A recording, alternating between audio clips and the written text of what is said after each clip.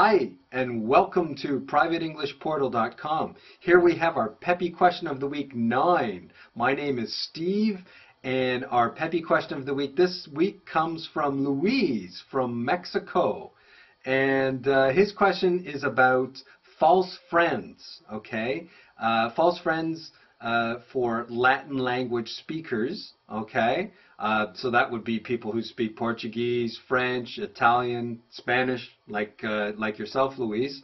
And yeah, there are a lot of false friends, falsos amigos for mí, that we hear about when we're teaching English. And his example that he sends me is John is not able to support his children, okay? And he was a little confused exactly about what that meant, to support his children.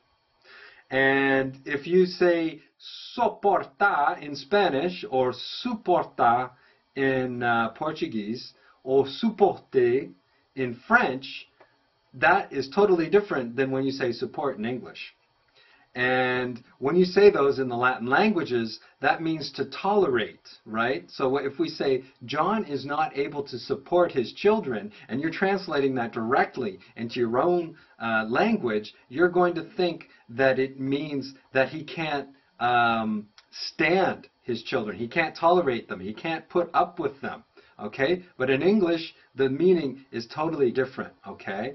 And when we say John is not able to support his children, what do we mean? We mean that he's not able to financially support his children. He's not able to give enough money or earn enough money for his children to survive and have a good life, okay? So be very careful. And the other false friend is the following example that Luis sends me. John is very sensible when it comes to money, okay? Now, we have the examples in Spanish, sensible, in Portuguese, sensível, and in French, sensible.